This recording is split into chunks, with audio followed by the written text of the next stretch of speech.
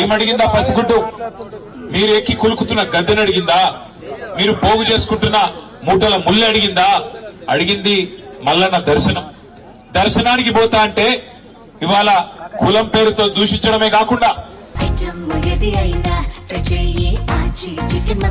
ఆచి చికెన్ మసాలా గణేష్ మీద దాదాపు 20-25 మంది దాడి చేసి తన్నినంత చోట తన్నకుండా తన్ని చివరికి ఆ తమ్ముడిని ఇబ్బంది పెడితే, అన్నా ఈ పసిగుడ్డు ముఖం చూసన్నా ఇడిచిపెట్టానన్నా, మావాడు ఒక్కడున్నాడు, మీరు 20 మంది తంతున్నారని చెప్పి ఆ అమ్మాయి మౌనిక వచ్చి ఆ పసిగుడ్డునన్నా ముంగట పెడితే దయగలుగుతుందేమో, మానవత్వం అనేది ఉంటే మనిషిలో ఆ పసిపిల్ల ముఖం చూసన్నా ఊకుంటారేమో అని చెప్పి ఈ అమ్మాయి మౌనిక వచ్చి వాళ్ళని ప్రాధేయపడ్డది, బతిమలాడింది.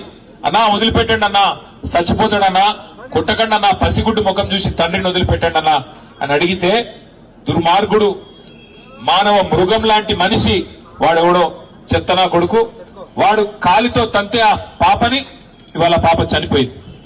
ఇట్లాంటి మానవ మృగాల్ని మరి శిక్షించాల్సిన పోలీసులు ఏం చేస్తున్నారని నేను అడుగుతా ఉన్నా. మరి మౌనిక పోయి గణేష్ పోయి మా బిడ్డ మీద దాడి జరిగింది, మా మీద దాడి జరిగింది, దయచేసి కంప్లైంట్ తీసుకోండి అంటే, లేదు లేదు మీరు సరిగ్గా రాసియలేదంటాడట. నేను అడుగుతున్నా పోలీస్ అధికారిని, నీకు ఉద్యోగం ఇచ్చింది ఈ రాష్ట్రం, నీకు జీతం ఇచ్చేది ఈ రాష్ట్ర ప్రజలు, రేవంత్ రెడ్డి కాదు, ఆయన తొత్తులు కాదు. నువ్వు చేయాల్సింది, సేవ చేయాల్సింది బాధితులకు. ఎవరి మీదైతే దాడి జరిగిందో వాళ్ళు వచ్చి నీకు షికాయత్ చేస్తే, కంప్లైంట్ ఇస్తే అది కరెక్ట్ గా లేదంటవా?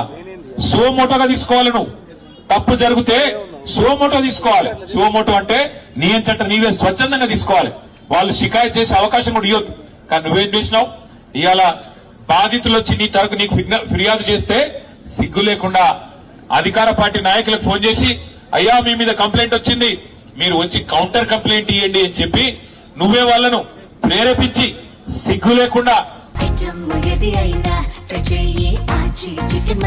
ఆచి చికెన్ మసాలా చేస్తున్న, వేసుకున్న యూనిఫామ్ కి విలువ లేకుండా, చేస్తున్న ఉద్యోగానికి విలువ లేకుండా, పోలీసు అనే ఒక గౌరవం కూడా కోల్పోయే విధంగా ఇవాళ మీరు వాళ్ళని కాపాడే ప్రయత్నం చేస్తున్నారు.